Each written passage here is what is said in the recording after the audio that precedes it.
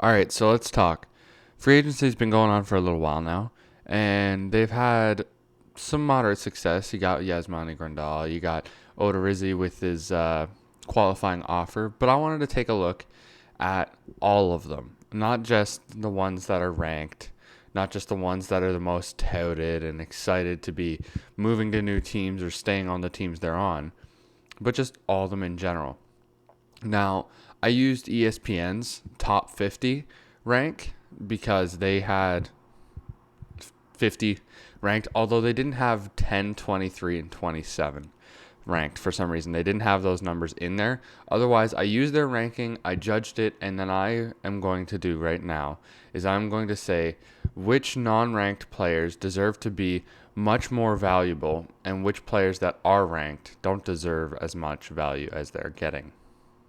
So let's start with the non-ranked players. And the first one that I thought when I was looking through it that I thought was a very good player and was not getting the respect he deserves is Josh Tomlin.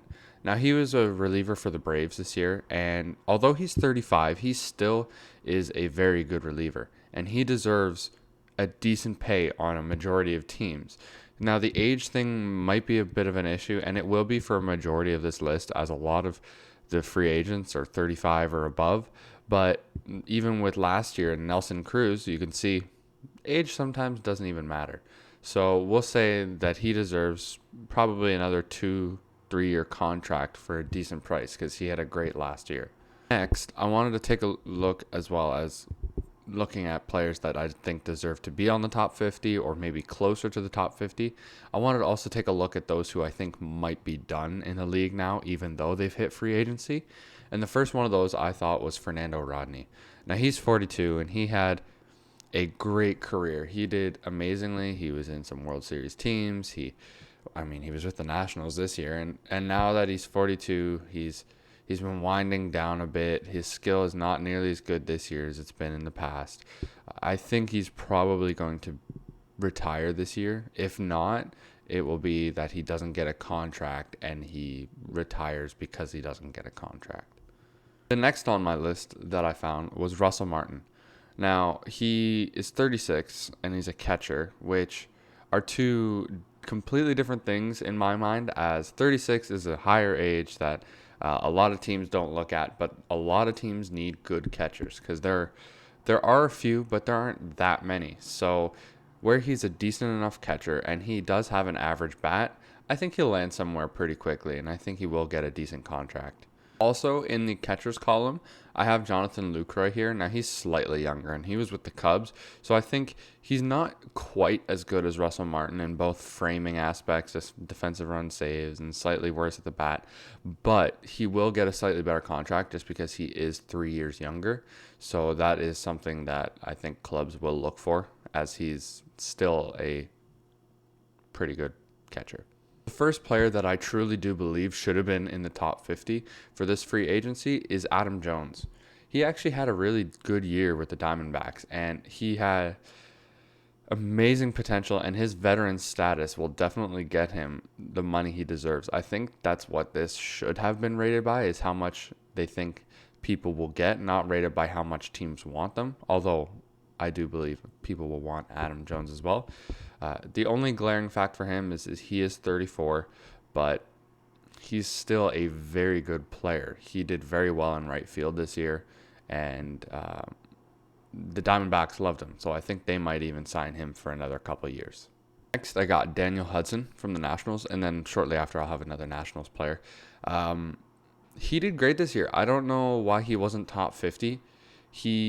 Especially as a reliever, because so many teams need a good bullpen and there aren't many good bullpens. He is only 32. He's got a lot of skill. He was one of the 6 pitchers that the Nationals used to win the World Series, because as people were kind of mocking them about, is that they only used their 4 starters and then 2 relievers, Daniel Hudson being one of them. So he definitely deserves top 50 free agency money. And the second of those 2 was Greg Holland. Now, he had skill a couple of years ago. He was a top reliever. Now, he's 34 now, and he's also with the Nationals. But unfortunately, he had a very tough year, and he wasn't doing too great. I think he needs to be given one more chance because he had very good curveball. His fastball was nuts. Uh, but they need to give him that one more shot to make sure that his career is either done or that it becomes reinvigorated. Now, I've heard a lot of talk of Rich Hill from the Dodgers, and I never really understood why, but I went and looked at his stats and I looked at some of his gameplay, and yeah, it makes sense why he would be so good. Now, he's not a top 50 just solely because of his age and the amount he plays, but otherwise, for the skill he has, he would definitely be like top 5 if it weren't for those two things. Now, he's a starting pitcher. He's 39, which is one of the oldest players on here, other than Fernando Rodney and I think two other people. Um, and he only played 13 games. Now, he was extremely dominant and he had a sub-3 ERA. So I think that's something that teams will really want to have, especially if it's just for 1 or 2 years. He can be their fourth or fifth option, even though he's better than a typical fourth or fifth option. And where he'll only be able to play so many games, that might still be a good idea anyway. So I think he deserves another 1 or 2 years just to see how he can go. Going to a actual award winner this year, Alex Gordon. He's not in the top 50. I do think he should be. However, he had a decent bat, but his fielding, as shown by the award, definitely is deserving of a good contract. He's 35 now, but he's still rocking it at the left field. So I think he will get another 3-year contract, and I actually do believe it'll still be with the Royals, just probably not as big of a contract as maybe he would like. Todd Frazier for the Mets, he had a pretty good year. The only issue I think is maybe he shouldn't be at third base anymore now that he's getting up there in age. He is 33. I think slowly the defensive ability and being able to do the athletics like that is much tougher. I think he might be better if he was moved to first base or DH. Now, that's not exactly the easiest thing to do because the Mets have a lot of different players that they're putting in these positions that are better, but maybe he would be better off there, or if they ended up getting a third baseman better, then he could go somewhere else. But I think he will get another couple year contract, maybe like 2, 3. But they'll definitely have to switch him from that third base position. An underrated free agent that I was looking at, and the name always popped out because I've always kind of heard the name and thought, wow, that's a good player, was Corey Dickerson. Now, he's now off with the Phillies, and he turned 30. Now, I looked at his stats, and I thought, why don't they sign him so quick? He was pretty good. And at left field, that's even better because, there's so few left fielders that are decent, it seems, that the one that they do have would have been a good choice. I do think he's going to get a decent signing, and it'll probably be a 4 or 5 year contract because he's still pretty young. And I think it might be on an $80 or $90 million contract. He'll probably get around $20 million a year, maybe a little bit more, depending on what happens. But he definitely is getting money coming his way. One of the most interesting players to me that I always never really looked at, but then looking at him now, I actually kind of enjoyed him playing, was Starlin Castro. Now, he was with the Marlins this year at second base, and he's 29 now, and he had average play. And his age is definitely one of his biggest factors. There's one of the few second basemen that are younger right now, and where he is younger in the free agency and so many of the people in the free agency are older, I think he'll get a pretty decent 5 to 6 year contract, probably $100 million or so, because although he is only average, he's no Jose Altuve at second base, he's still better than most of the second basemen in the league. So he definitely will get a decent contract. One of the most unpredictable to gauge of how much they'll get is Dellin Betances. Now, he just finished off his year with the Yankees as a relieving pitcher, and he didn't even play a full inning. He played .2 innings for that year.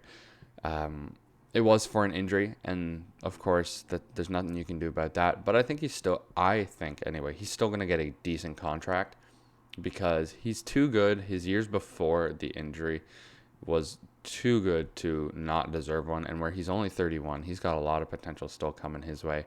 I think he's going to get another, well, with a reliever, I'll say he'll get another 3 or 4 year, but if it were any other type of position, it'd probably be a 5-year contract. Yeah, I think he's probably going to get like a 3-year, $60 million, and we'll see from there.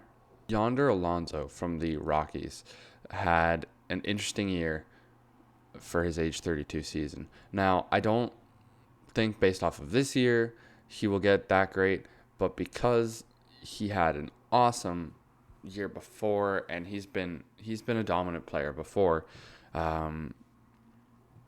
he's gonna get an okay contract. He had some average stuff, like his batting average was actually okay. He hit a few home runs. He wasn't amazing at the bat. He wasn't like for getting on base. He wasn't a power hitter. He wasn't anything like that. But I think he's still a player that teams need to have.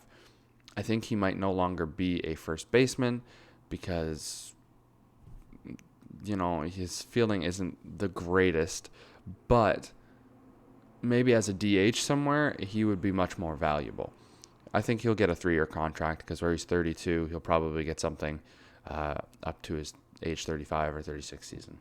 I think also Matt Adams from the Nationals, where he just turned 31. I think he definitely deserves at least a 4-year contract. He had a very decent year this year. He did well in the games he played. And his numbers were very useful for a person at first base. Now, there aren't that many first basemen that are super useful this free agency, so he might be a pickup from a team that would be very, very useful in the future, maybe, where he's 31. He could be used as a bit of a younger veteran to slowly teach a younger team. Maybe he would be good for somebody like the Mariners, the Blue Jays, the Marlins, something like that, to train them into.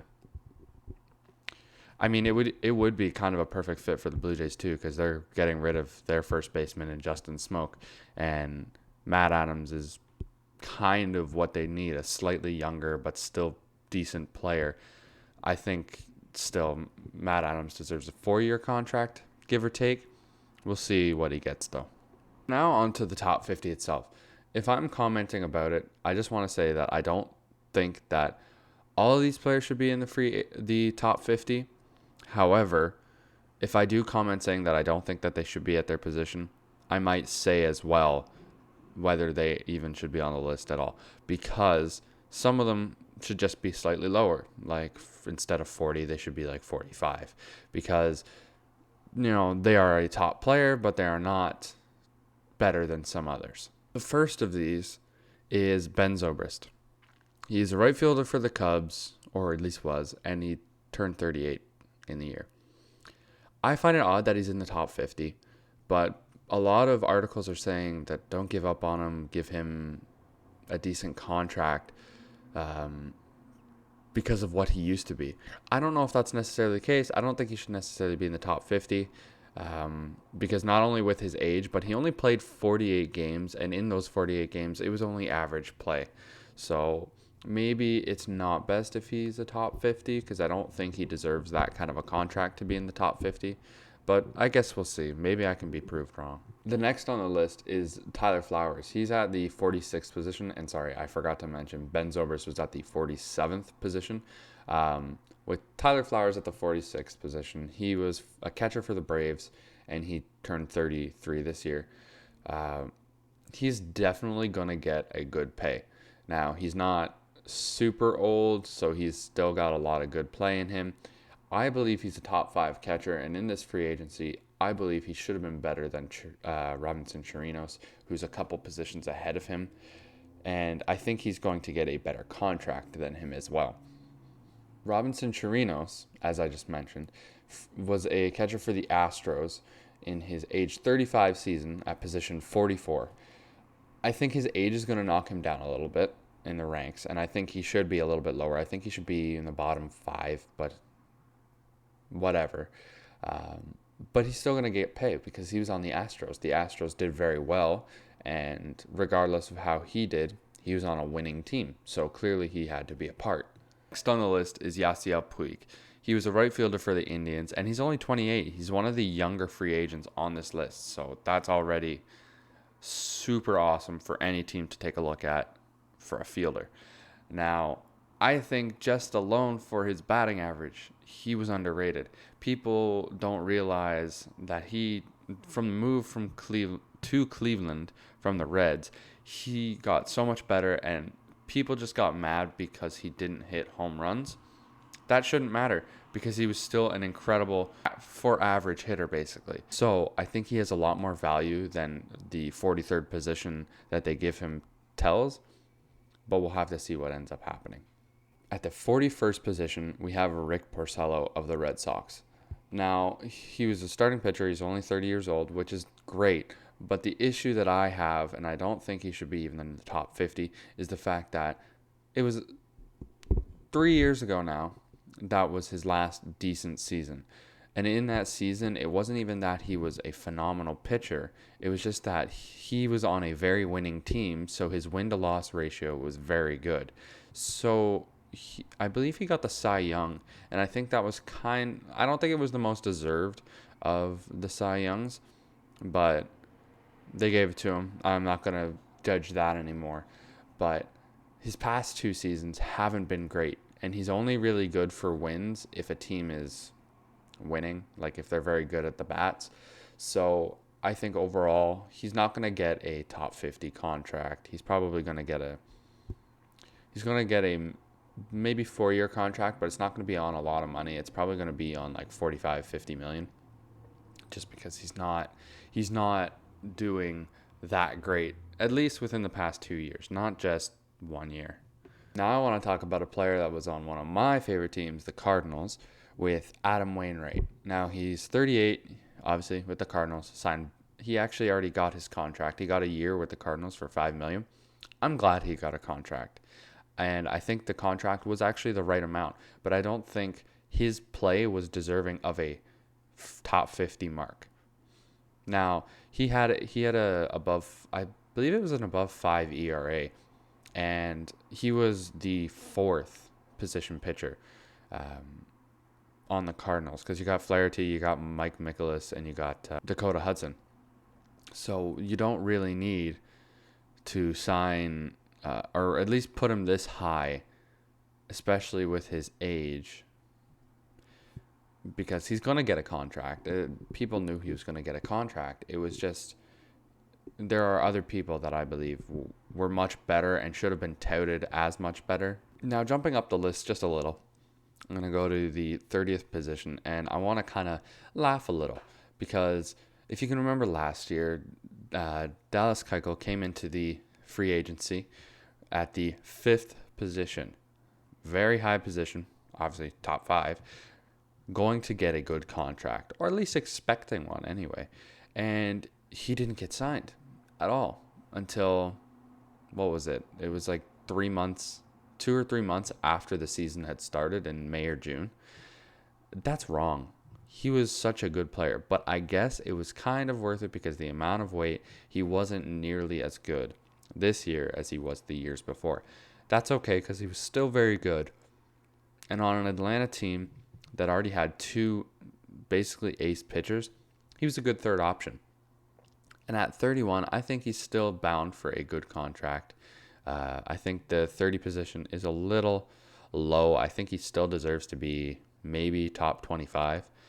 But hopefully this year won't be the same as last year. Hopefully he'll be okay. I want to start with position number 26 with Brock Holt. Now he's 31. He's a second baseman, and he was with the Red Sox. Unfortunately, he hasn't had any great success, or at least when I was looking at his stuff, he was about an average player at best and never really produced. So with my idea for that, I think his contract's only going to be maybe a year, maybe two. I think ideally a team's going to want to sign him for only 1 year just because they want to have one of those kind of Josh Donaldson deals where, but not that big because he doesn't deserve that much money. Saying, hey, I want to give you big money, but you have to show me that you deserve big money. And I think that's what they should do for Brock Holt. So maybe give him like a $15 million contract 1 year, or maybe 2 year, 25, something like that. And say, hey, we're giving you this small contract. If you can prove yourself, we'll give you a bigger contract. And I think that would be a good idea for him too, because he kind of needs to prove himself a little bit over the upcoming years. One of the few that I actually think should be higher than they are is Edwin Encarnacion for the Yankees. Now, he was a former J. I loved him as a J. He was awesome. But his numbers have not dipped at all. They've been pretty stagnant the entire time. And as the same for the next player on the list. He's at position number 24. He was a DH for the Yankees. And he's 36. I believe he deserves a Nelson Cruz-like contract because he puts up similar numbers, but he plays more games. So if he can do that and he's 3 years younger, they need to have him. So like I said, the next on the list, for some reason, it pushed it to 22. There was no 23. And like before, there was also no 27 or 10. Howie Kendrick, I think, is one of the most underrated on this list. I think he could be like a top 10 on this list for skill. I think the only thing that's knocking him down is because he's 36 years old and because his skill has only been a 1 or 2 year thing. With his age, he won't get as much of a contract. He'll probably get 2 or 3 years, but otherwise a decent contract should be in place for him. He should get, with those 2 or 3 years, he should be getting, 50, 60 million because he played well. He deserves it. First of the above 25 that I'm going to talk about that shouldn't be so high is Ivan Nova. He's 32, he was for the White Sox, and he's a starting pitcher. And this is going to be kind of a thing for the next little bit, is there's a lot of starting pitches up this high. Now, how did he get up this high? He's never been that dominant. His name's been well known, which is, I guess, more than you could say about a lot of these players. But he's never been really dominant. He's never had a great ERA. He's been slightly above average a couple times. He hasn't been like in the running for a Cy Young or anything. And yet he's in the 21st position. I don't know how that's possible, but there you are, I guess. Now the next is Cole Hamels. He's 35 years old. He was for the Cubs, and he's at the 20th position. And despite his general success, I don't believe he'll get much of a contract as his career is kind of slowly ending. He, even though he's only 35, he could probably do a couple more years. I think he's going to fade out. Maybe 1 more year, maybe 2, but he won't make it to 40 if that's what contracts are expecting of him. And then the next starting pitcher is at 19 for the Athletics was Tanner Roark. He wasn't a standout player by any means. He was just simply average, and for a simply average player, and I guess a pitcher being a hot commodity, I still don't believe he does deserve a top 20. He should probably be in the top 30 or top 40. And then the fourth and final in a row, Wade Miley. It's kind of funny because all of them to some degree are kind of past their prime and even beyond their decline for some of them, with like Cole Hamels and Wade Miley. I think they're more than done. So the next one is Brett Gardner. He was a left fielder for the Yankees, and he's 36 years old. I think he's done his career. I don't think he is going to be signed, other than if he's going to be either some sort of veteran that, he's kind of off the bench player, but I don't think he's going to get another signing. Unfortunately, I think he's done. Number 16 was Kyle Gibson. He actually already got a contract for the Rangers, 3 years, $30 million. I think he deserved more. as a starting pitcher and only as 32 years old, I think he deserved a bit more money, but good for the Rangers for getting such a deal. Next starting pitcher, right above him at rank 15, was the 30-year-old Michael Pineda. He's a slightly above average pitcher, and that'll probably get him a second or third option in the rotation for a rebuilding team, but I don't think he deserves to be quite this high.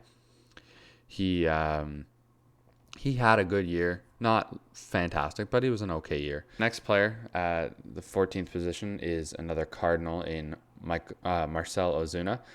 At left field, he is a decent player, one of the few left fielders that have been something that people have been looking at. However, the weird thing for me is that I think he's actually going to get a really big contract. And that's saying something because his one-dimensional play of hitting balls hard it's not that useful. It's not like it's a hot commodity to a degree, but it's not like it's super valuable if you're not hitting it for home runs or extra base hits or even base hits in general. His expected on base average versus his in real life on base average was so different because of it, because he would hit these balls so hard, but he would hit them into the ground. So I guess we'll have to see what he ends up doing. In the 13th position, we have Nicholas Castellanos, and he deserves one of the top 5 biggest free agency contracts. And I'd be pretty mad if he doesn't. He was way too good to pass up, especially at the 13th position. He should be higher than this. There's players up here that I think he could swap places with in an instant. And his play is so good, and with the Tigers, he was good. He was a good player. He did well there. But then his play with the Cubs was otherworldly. And I think that's even though it was pretty short, it's not something that should be passed up. And he's only 27, so it's something that I think people should take into account. He's a top 5 pick for sure. Mike Moustakas for the Brewers, or was Brewers, is 31 years old. He's at third base, and he was ranked number 12. Now, he has a bit of power, and it has an average defense on the hot corner. But I don't know if he's top 15. I think he's more like a top 20. I think he should be maybe like 18th, 19th position, because there are still some players that could be above him. Madison Bumgarner at 11. Now, people have been talking about him a lot. Like, he's one of the more talked about free agents, and I understand that age is kind of hitting him a little bit just because his peak was decently early, and so his decline is now already hit pretty hard. So he might be a little bit lower on this list, in my opinion. Not quite the 11th, maybe 14th, 15th, but nonetheless, good for him. Jake Odorizzi already signed for his qualifying offer, and I think this is perfect. I think Madison Bumgarner should have actually done the same thing because Jake Odorizzi's only had 1 or even 2, I think, good or above average years. This year, he was actually very good. And for him to put his value up a little bit more, he should hold off 1 more year. And then even to his benefit more so is the free agency next year for pitching especially is going to be slim pickings. So good luck to him. I think so long as he does good this year, he's going to get a massive contract next year. We also got Yasmani Grandal at the 8th position. He signed with the White Sox for 4 years, $73 million. That was a great signing and a steal by the White Sox. At the 7th position, there was Josh Donaldson, and honestly, he could have been a little bit higher with his comeback season, but I could understand why he's so low just because that was 1 year. He had an injury-plagued season the year before. His play before that, the year before that, wasn't so good. And then he had 2 MVP-like seasons, one actually winning the MVP. So I can understand why it's such a, toss-up of where to put him. Is Didi Gregorius. He's a shortstop. He was for the Yankees, as most people would know because he created buzz being with the Yankees. He's in the 6th position, and I don't know how he would get this high because his play wasn't that great. He's a decent defender. He's, I'd say, a pretty below average bat. Is that a top 5 player for you? No. So clearly he's not in the top 5. He's the next one after. Doesn't deserve that either. I think he's maybe at best, he's within the bottom 10 of the 50. Now, for the last 5 in the top 5 are starting pitchers, which makes sense because it's always a hot commodity to have a good rotation. So in the 5th position, there's the Dodgers' Hyunjin Ryu. He had a Cy Young-like season with the best ERA. Deserves a good contract, I believe, but not 5th spot. Top 25 for sure, but 1 year is not depictive of what kind of contract you should get. And especially where it was just his first year being really that good at age 32. I don't know how long that's going to really go up. So we'll see what happens, but I don't think he's going to get a top 5 level contract. Zach Wheeler is positioned at the 4th position. Same position twice. He made a lot of buzz out of nowhere, and that really confused me just because his skill was put on highlight, and he is above average. No joke about that. But he's not top 5 to me, and it was strange. He has some upside. He's only 29. If you just, I think what teams have been looking at is if you just kind of manipulate certain things to get stuff out of him, because I think it was an article I read about how his curveball, if it was just fixed a little bit because it doesn't differ from the fastball that much, if he can differ it slightly, then he would do so much better. I think that's what teams are looking at, because I think they're hoping that they can change that in him, and hopefully they can, because I think this would be a good signing, just not top 4 signing. Now for the top 3, we got Steven Strasburg at 3, Garrett Cole at 2nd, and Rendon at 1st. Rendon and Cole are 29, Strasburg's 31. In my opinion, and age didn't matter to me, I think in my opinion, Strasburg would have been number 1, Cole would have been number 2, and Rendon would have been 3. Now, Strasburg, you look at his numbers, he's never been bad. The only downside to him is that he's 2 years older and that he has never been one that pitches a ton of innings. He's only had, I believe it was 2 seasons pitching 200 innings or more, and he's been playing for 9-10 years. I think he still deserves the best contract out of everybody here, and that's because his skill has been unmatched for so long. He has never really been bad. Garrett Cole, he's only been dominant for 2 years. These 2 years has been the best. Like, he should have won the Cy Young last year, and he should have won the Cy Young this year. Verlander shouldn't have won it. Just my opinion. I think he's next in line, and then Anthony Rendon at 3rd, just because he's always been good as well. But starting pitchers have more value, and I understand that as much as anybody else does. What did you guys think? Do you guys think I know what I'm talking about, the free agency? Did you like the top 50 that ESPN made? I know I didn't, but that's just me. Leave a like, leave a comment, subscribe for more content, because I'm always making content like this, and make sure to watch out for the next video. See you guys.